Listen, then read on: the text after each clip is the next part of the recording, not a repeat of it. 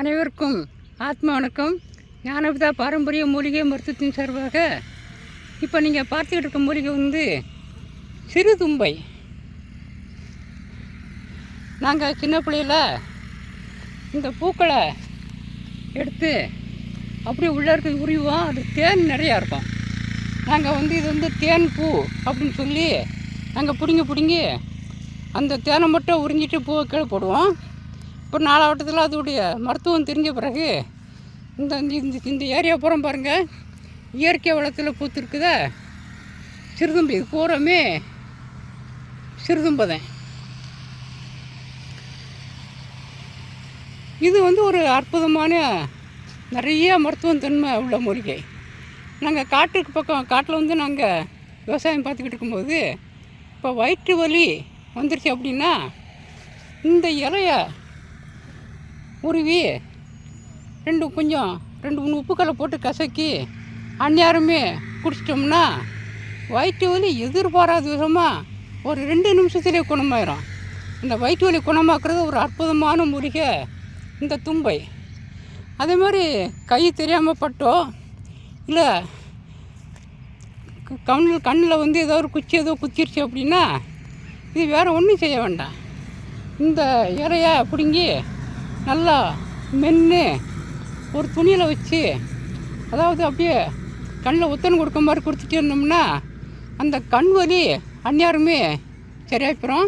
கண் சிவப்பு மாறிடும். கண்ணுக்குள்ளே விடணும்னு அவசியம் இல்லை. இந்த அப்படியே அதாவது முன்ன உடனே என்ன செய்யும்னா அந்த கொஞ்சம் சூடாக இருக்கும். அந்த சூடோடையே கண்ணில் சுற்றி உத்தனை கொடுத்தோம்னா அந்த கண்ணில் இடித்தது எல்லாமே மாறிடும். அப்படி கண்ணில் ஒரு அற்புதமான மூலிகை இந்த சிறுதும்பை. அந்த பூக்களை நம்ம நல்லெண்ணெயில் காய்ச்சி நம்ம சாப்பிட்டுட்டே வரலாம். கண்ணுக்கு ரொம்ப நல்லது. அதே மாதிரி கண்ணையும் விடலாம். நம்ம கண்ணுக்குள்ளே விடுற மூலிகைகள் எத்தனையோ மூலிகை இருந்தாலுமே இந்த சிறுதும்பைக்கு அதிகமான பவர். ஏற்கனவே நம்ம நிறையா சொல்லியிருக்கோம். வெள்ளை நிறைய பூக்கள் புறமே கண்கள் சம்மந்தப்பட்டது, மூளை சம்மந்தப்பட்டது புறமே குணப்படுத்தும்னு சொல்லியிருக்கோம். ஏன்னா இது நம்ம பார்த்தது மட்டும் இல்லாமல் நிறையா நம்ம அனுபவத்தில் செஞ்சுருக்கோம். அனுபவத்தில் பார்த்துட்டு வரோம். இந்த பூக்களை பூரம் பறித்து நம்ம கஷாயம் போட்டு சும்மா சாப்பிடலாம். கிட்டத்தட்ட ஒரு 100-150 பூவை நல்லா மென்று நம்மளாட்டி சாப்பிட்டுக்கிட்டே இருக்கலாம். சாப்பிட்றதுக்கு அவ்வளோ ஒரு ருசியாக இருக்கும் அந்த பூக்கள். இப்போ நம்ம பேத்தி மாதிரிலாம் வந்துருந்தாங்கன்னா அந்த பூவாக பிடுங்கி அதாட்டி சாப்பிட்டுட்டே இருப்பாங்க.